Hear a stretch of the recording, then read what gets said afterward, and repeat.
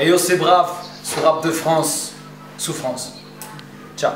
Les hurlements ne suffisent plus, certainement. C'est nos idées qu'on brûle, évidemment. Ils aimeraient qu'on s'entretue, finalement. Ils ne seront pas déçus. Toujours sur les ondes du 94.4 en compagnie de Mendes, Medimed et Brave dans les studios du 944. L'émission c'est Sais-tu ce qu'est le rap français. On vient juste de se quitter avec un morceau de l'album Bouchée Double Apartheid. Ouais. Le titre c'est Nuit Blanche. Nuit Blanche, voilà. Gros souvenir, petit retour en arrière.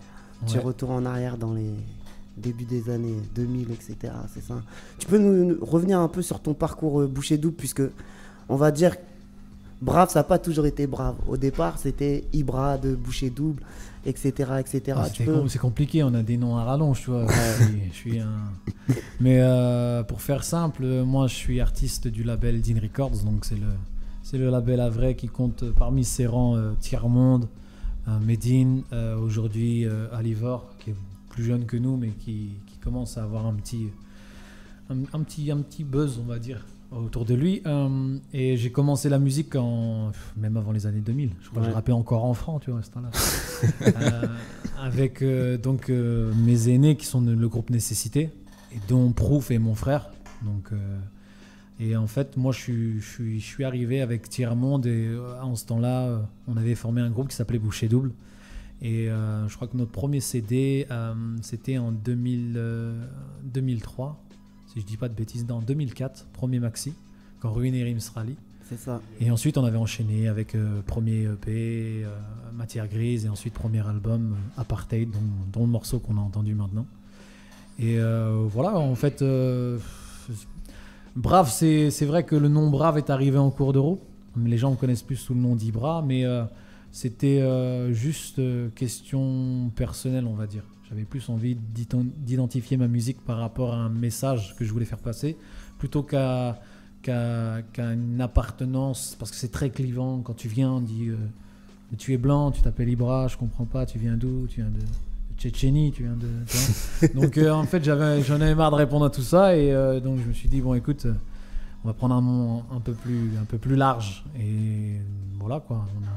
C'était plus par choix artistique, on va dire aussi. Ouais, je pense que tu vois, c'est dur de réduire une personne à son nom, tu vois. Aujourd'hui, c'est difficile, c'est pas ce que je veux mettre en avant, donc je préférais garder ça intimement, et puis pouvoir débattre sur la musique plutôt que des questions personnelles.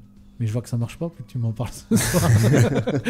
Non mais bon, c'est pour les personnes qui non, te mais tu as suivent raison, depuis le début. C'est bien de le préciser, parce qu'aujourd'hui les gens ils croient que je suis arrivé hier, tu vois, quand j'ai sorti l'album, mais j'ai un très gros passif dans le collectif La Boussole, etc. Puisque c'est vrai que moi la première fois qu'on t'a connu, c'était sur le premier projet On fait comme on a dit, La Boussole, avec Bouchée Double. Il y avait pas mal d'artistes. D'ailleurs, il y en a certains qui ne rappent plus aujourd'hui. C'était la grosse époque, on va dire. C'est un des projets piliers du rap à vrai, hein. Et ça vous a suivi tout au long de votre carrière, on va dire. Avant, c'était encore plus compliqué. Alors, Ibra du groupe Bouchée Double, du collectif La Boussole, du label Dean Records. Tu vois, c'était compliqué. Donc, allez, écoute, on va faire simple. C'est Brave du label Dean Records. Hop. Ça, c'est plus facile à identifier. Si. Après, on va dire, il y a eu le côté Bouchée Double. Pourquoi il y a eu cette... on va dire, vous avez arrêté le groupe, en fait? Ça s'est pas arrêté. C'est pas une séparation. D'accord. C'est juste, écoute, chacun son appartement. Ouais. Tu vois, non, en gros, on a senti qu'il fallait peut-être développer des univers. Tiers-Monde, il a un très fort univers, où qu'il fallait qu'il puisse travailler sur des albums, des projets solo. Donc on a mis tout en œuvre pour qu'il puisse le faire. Et puis bien aujourd'hui, maintenant c'est mon tour, et voilà quoi. En gros, c'est pas une cassure, c'est juste comment dire, séparer pour mieux régner. Ouais. C'est ça. Ou pour mieux se retrouver, entre guillemets. Exactement. Je pense qu'on ouais. J'en dis pas plus. Vas-y. Non, justement, Mendes reparle de toute cette belle époque, fin 90, début 2000. Brave, aujourd'hui, c'est avant tout un personnage, c'est un personnage engagé. C'est, on va dire, pour vraiment réduire le truc et grossir le trait, le seul représentant des prolétaires dans le monde du rap français actuellement. T'avais déjà cette image et cette revendication à l'époque, au début avec Boucher Double et encore plus avant avec La Boussole, ou c'est venu au fur et à mesure avec le temps en cherchant une identité musicale, on va dire? C'est venu, je pense que l'album Apartheid y est pour beaucoup, tu vois, on a très bien joué sur le côté blanc-noir, tu vois, on voulait faire une confrontation de nos différences. Ça a servi de point pas de départ. J'avais toujours eu cet engagement en moi, mais le problème c'est que l'exprimer en musique, se trouver musicalement, c'était un peu difficile. Donc il fallait déjà savoir rapper, tu vois. Donc au départ, je rappais, même des fois, je me dis qu'est-ce que je raconte là, tu vois. C'était beaucoup de flow. Et puis au final, on commence à aiguiser la plume et puis on en vient à une ligne d'écriture et puis on essaie de s'y tenir. Maintenant, je suis content d'avoir trouvé du moins ma voie et je vais essayer de faire le mieux pour me lancer dedans. D'ailleurs, on va dire depuis le début de ta carrière, t'es toujours, on va dire, sous le label Gin Records. C'est quoi votre secret, on va dire, de longévité et de fidélité parce que, on va dire, les artistes qu'on rencontre dans le rap français en général, ils sont dans plusieurs écuries, etc. Un jour ils sont dans tel label, demain ils partent pour des raisons artistiques, etc. Gin Records c'est très spécial, on va dire. 90% des artistes sont toujours restés dans le label. C'est quoi votre secret? C'est familial, c'est ça? Ouais, c'est familial. Je pense qu'il y a... En fait, au départ, on était déjà très proches. Même avant la musique, on a toujours été proches. Après, ce qui fait qu'on tient, je pense qu'on a compris que tout est régi par une hiérarchie. Si tu ne respectes pas tes aînés, je ne comprends pas comment tu puisses marcher avec tes aînés. Tu vois, aujourd'hui, je sais très bien qui est mon grand et je le respecte pour ça parce qu'aujourd'hui, il prend mes patins pour moi sur certaines choses. Il a des choix qu'il fait, que les gens font pour moi, dont j'ai une entière confiance. Et je pense que c'est respecter ça et après c'est tes gars, tu vois, c'est tes gars. Et même aujourd'hui, quand on n'est plus dans la musique, certains ont arrêté, aujourd'hui on s'entend très bien fraternellement, tu vois. C'est au-delà de la musique, j'ai une voilà, c'est voilà. On va rentrer un petit peu plus profondément dans le vif de l'album. Là, ce soir on est là pour l'album Souffrance, enfin, qui est là. Yes. Depuis le temps qu'on l'attendait, justement, enfin, tu as eu beaucoup ce retour à chaque fois des fans depuis toutes ces années. On va faire un petit retour en arrière, on va remettre les choses dans leur contexte. À l'époque, on va revenir il y a 2 ans, donc à la première mouture de Souffrance. Donc tu pars à l'époque avec un concept et une idée, et toute une série de vidéos derrière qui était à l'époque le Diary of Brave. Donc le concept à l'époque, c'est s'enfermer 45 jours et pondre un minimum, un EP, au moins 8 titres inédits en 45 jours, tout en invitant les internautes et les fans à venir pénétrer ton intimité un petit peu et voir la façon dans laquelle tu prépares ça. Donc on est là-dessus en 2012 à l'époque. Complètement, en fait, tu sais, aujourd'hui, les gens cherchent des choses pour se différencier.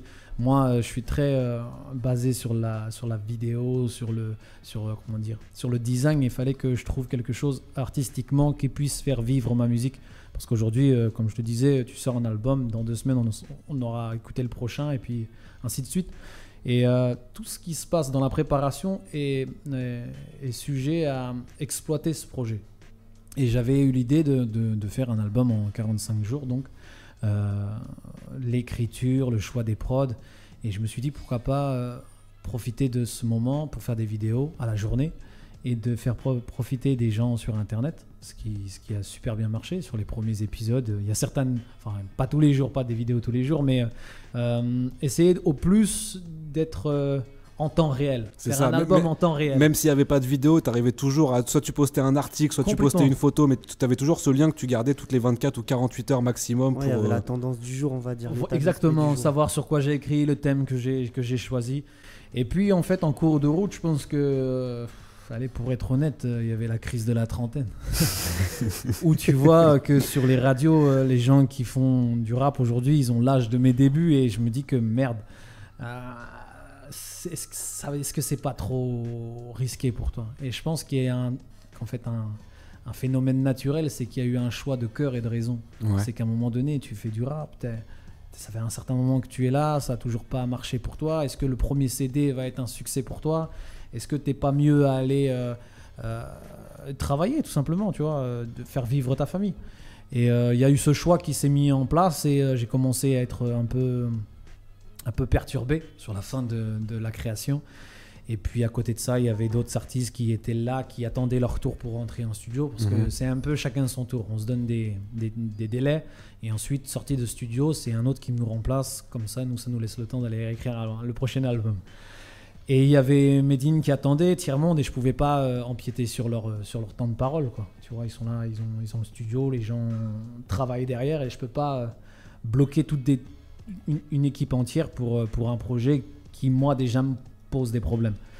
Donc voilà, j'ai pas réussi à tenir ce délai, et en 2012, j'ai décidé de ne pas sortir ce projet.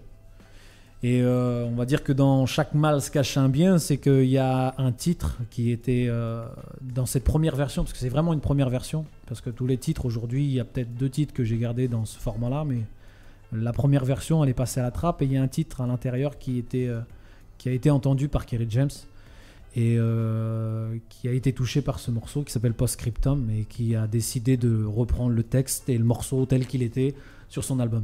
À part des changements de 2-3 lignes. 2-3 mots comme voilà, ça qu'on était... qu'il ne pouvait pas dire pour se l'approprier entièrement. Il s'est retrouvé sur son projet, donc pour moi c'était un réconfort. Ouais. Et voilà, et en gros ce n'est pas... C'est un échec personnel, et peut-être que les gens ont senti ça comme une blessure aussi, mais je pense que c'était nécessaire, vraiment nécessaire pour reculer, pour mieux sauter, ouais. Tout simplement. Et après, il y a eu 2 ans qui sont passés entre le temps où j'ai fait ce projet et la sortie réelle. J'en ai profité pour voyager. J'ai eu la chance, avec une structure que j'ai montée de vidéos, de pouvoir voyager un peu à travers le monde, donc de voir des pays et de revenir encore plus fort. Et donc j'ai décidé à mon retour de revenir et de réécrire les morceaux et de le sortir réellement cette fois. Yes, on va revenir justement un petit peu plus tard sur toutes ces activités de vidéo, tous ces voyages que tu as pu faire au cours de ces 2-3 dernières années. C'est vrai qu'on comprend mieux du coup pourquoi c'était peut-être plus difficile à l'époque de le sortir et de pouvoir le défendre en bonne et due forme. Justement, donc j'allais y venir, donc il y a 3 titres vraiment qui sont restés par rapport à la mouture originale. Donc il y a Postscriptum qui a été repris par Kerry James. À l'époque, tu le prends comment? Parce qu'il y a peut-être beaucoup d'artistes qui l'auraient pris peut-être comme un vol ou comme une appropriation. Toi, justement, tu l'as pris comme un honneur. À l'époque, tu l'as porté comme une fierté. Honneur. C'est comme si, je sais pas, tu vois Kerry James, qui est pour moi l'artiste numéro 1 du rap dans une certaine catégorie de rap conscient. Reprendre un de tes titres, tu vois, il aurait pu choisir n'importe qui pour lui écrire un morceau, et c'est la première fois qu'il le faisait. Donc, c'est une fierté pour moi d'être le premier ghostwriter du dernier MC. Donc, quoi dire de plus? Et le fait d'avoir ressorti une version vidéo quelques mois plus tard, est-ce que c'était peut-être pour montrer aux gens de dire, ou ceux qui ne le savaient pas encore, de dire attention, moi aussi j'ai mis ma patte là-dessus? Ou c'était quoi à l'époque? Ou c'était pour faire découvrir peut-être aux gens qui l'avaient demandé, qui voulaient savoir quelle aurait été ta version à toi? En fait, on voulait faire une vidéo au piano. Ouais. À chaque fois qu'on passait devant, on s'est dit la prochaine fois, il faut qu'on vienne et qu'on filme un morceau. Et puis, on n'avait pas forcément le morceau adéquat pour. Et je trouvais que revenir d'une absence de 2 ans avec un morceau que tu as écrit pour un artiste qui a bien marché juste avant avec son album, c'était une bonne façon de se présenter. Dire que Brave, un artiste du Havre, de la province profonde en indépendance, a écrit un morceau pour un artiste qui est reconnu nationalement. Un des pour plus moi, gros rappeurs français. Je pense que ça a été un bon moyen de mettre de la lumière sur ce que je fais aujourd'hui. D'accord. Vraiment, moi je suis très fier de ça, je suis même honoré, tu vois, je l'ai vu récemment le faire sur scène, j'ai été touché, tu vois, voilà, c'est Kerry James, et je pense j'aurais pas pu l'amener aussi loin qu'il ne l'a fait. Voilà, il a réussi à le porter à un niveau... Complètement. Surtout qu'à l'époque, quand l'album est sorti, je sais qu'à l'époque, au niveau des retombées sur les forums, dans les commentaires, toutes ces choses-là sur Internet, c'est un des titres qui a eu le plus gros succès d'estime de l'album à l'époque, ouais, vraiment. C'est un titre phare de l'album de Kerry, on va dire, effectivement. Ouais. Pas faux. C'est ta petite Ligue des Champions à toi, quoi. Complètement. Donc on disait 3 titres que tu as gardés, il y a celui-là Postscriptum, il y en a un, c'est un gros titre à concept, c'est Dr Martins justement. Ouais. Donc épisode 1, tu peux nous expliquer pourquoi épisode 1? Pas vraiment, parce que Doc Martins, tu as eu la chance de l'écouter au temps où je l'étais en train de le créer. On va dire qu'il y avait peut-être les 16 premières mesures que tu as connues, mais le reste a évolué. Mais c'est vrai que la sonorité, j'ai gardé ce titre-là parce que il y a des titres que je ne pouvais pas retirer de l'album Souffrance parce que ils allaient si bien avec le thème de l'album, même l'univers. surtout actuellement, je pense, dans l'air du temps, Ouais. Ok, ouais. il s'y colle parfaitement. Il aurait fallu que je réécrive complètement un nouveau titre. Et je pense que je voulais donner la chance à ces morceaux-là de voir le jour, quoi. Donc, voilà. Ok, ça marche. Et le dernier titre, le troisième, c'est un titre qu'on va s'écouter tout de suite. On avait eu l'occasion justement à l'époque des Diary of Souffrance de suivre vraiment la genèse de ce titre-là. Donc c'est le titre L'Arche, Ouais. qui à l'époque t'avait été inspiré, comme tu disais, par des chants de marins, donc par Complètement. toutes ces influences. On va s'écouter ce titre-là et on va revenir après, on va en parler un petit peu plus longuement. Il y a tout ce côté vidéo qui a été développé aussi en particulier sur ce clip-là, qui était très très gros. On s'écoute ça tout de suite sur le 94.4 et on en parle tout de suite après. Toujours sur les ondes du 94.4, Brave à l'instant avec le morceau L'Arche, c'est extrait de Souffrance dans les bacs depuis 3 semaines. Si vous ne l'avez pas encore, courez le chercher. Je crois que les petits problèmes d'approvisionnement ils sont réglés, ça y est, c'est bon, maintenant il y en a partout. Ouais, maintenant il y en a partout, même si vous voulez allez l'écouter. Juste en fait rentrer dedans, je pense que tu vois, ça découle le soi, tu vois, les gens en général ils arrivent à bien cerner le projet, donc ont envie déjà de l'acheter, c'est très, très important. Allez l'écouter, juste allez l'écouter. Pour les gens qui n'ont pas encore découvert, faut savoir qu'un titre comme L'Arche, qui est déjà assez atypique par rapport aux autres sons de rap, c'est un des sons quasiment les plus rap français de l'album par rapport à d'autres titres qui sont beaucoup plus conceptuels et dans lesquels tu es parti dans d'autres horizons. Donc c'est vraiment pour vous dire que c'est un album super éclectique, c'est pas un album comme on a l'habitude de trouver dans la section rap français de la FNAC. Donc C'est vrai que les vendeurs ont eu du mal à me classer, tu vois. Mais en fait, peut-être que... En fait, moi, je me dis rappeur, mais je fais surtout de la musique urbaine. Tu vois, le rock, à une époque, c'était urbain. Même aujourd'hui, les textes de Renaud, c'est le meilleur rappeur pour moi, tu vois. Mais je fais de la musique urbaine. Après, j'utilise mon environnement, j'utilise les codes de cet environnement. Et après, peu importe la musique, tu vois. Aujourd'hui, tu peux faire un son...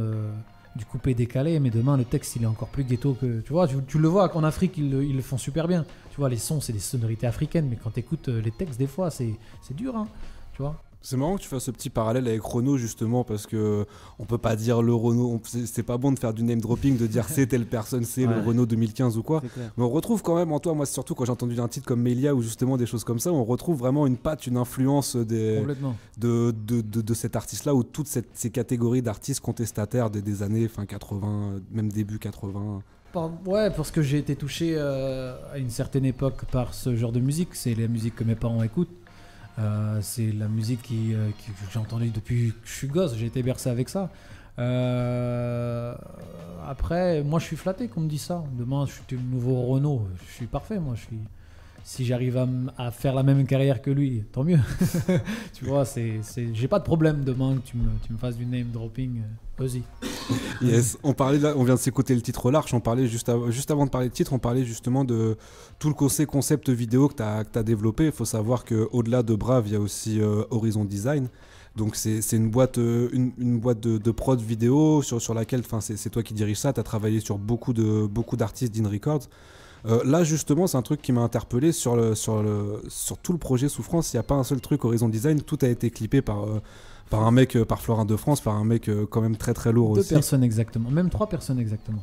Et L'Arche a été... Il y a eu Florin de France pour les titres où je savais qu'on voulait une image, une certaine façon d'interpréter le morceau. Ouais. Il y a eu aussi Aurel Laval sur le titre Les temps modernes et David Costa sur un autre morceau.